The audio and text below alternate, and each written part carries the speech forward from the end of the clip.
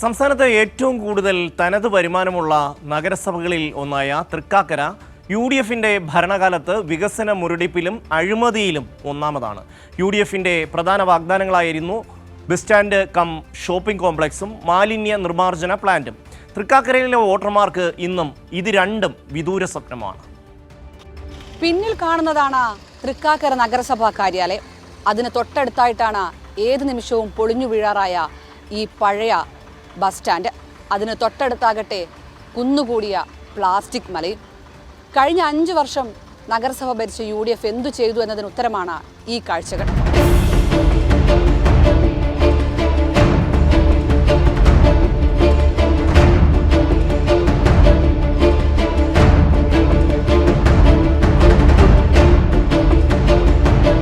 UDF ഭരിക്കുന്ന തൃക്കാക്കര നഗരസഭയുടെ വികസന മുരടിപ്പിന്റെ നേർക്കാഴ്ചയാണ് ഈ ബസ് സ്റ്റാൻഡ്. ഷോപ്പിംഗ് കോംപ്ലക്സായി സ്റ്റാൻഡ് പുതുക്കി പണിയുമെന്നായിരുന്നു യു.ഡി.എഫിന്റെ വാഗ്ദാനം.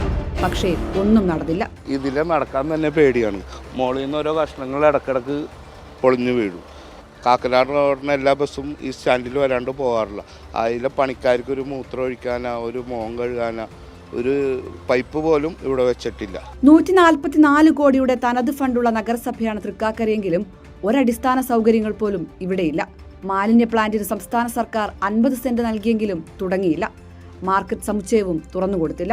മാലിന്യ പ്ലാന്റ് അധികാരത്തിൽ വന്നിട്ട് സ്ഥാപിച്ചില്ല എന്ന് മാത്രമല്ല, അതിനൊരു യാതൊരുവിധ നടപടിയെടുത്തില്ല. കോടിക്കണക്കിന് രൂപയാണ് 5 കൊല്ലക്കാലം മാലിന്യത്തിൽ അഴിമതി നടത്തി. ഈ ബസ് സ്റ്റാൻഡ് അവർ പണിയുന്നതിന് പകരം ഷോപ്പിംഗ് കോംപ്ലക്സും പുതിയ സമുച്ചയം മുനിസിപ്പൽ സമുച്ചയം പണിയാനായിട്ട് അവർക്ക് സാധിച്ചില്ല. അപ്പോൾ അഴിമതി എന്ന ഒരു ദുർഭരണമാണ് ഇവിടെ നടന്നുകൊണ്ടിരുന്നത്. വീണ്ടും വാഗ്ദാനങ്ങളുമായി യു.ഡി.എഫ് സ്ഥാനാർത്ഥികൾ രംഗത്തിറങ്ങുമ്പോൾ എന്ത് വികസനമാണ് തൃക്കാക്കരയിൽ നടപ്പിലാക്കിയതെന്നാണ് ജനങ്ങൾ തിരിച്ചു ചോദിക്കുന്നത്. സംസ്ഥാനത്ത് ഏറ്റവും കൂടുതൽ വരുമാനം ലഭിക്കുന്ന നഗരസഭയാണ് തൃക്കാക്കര നഗരസഭ.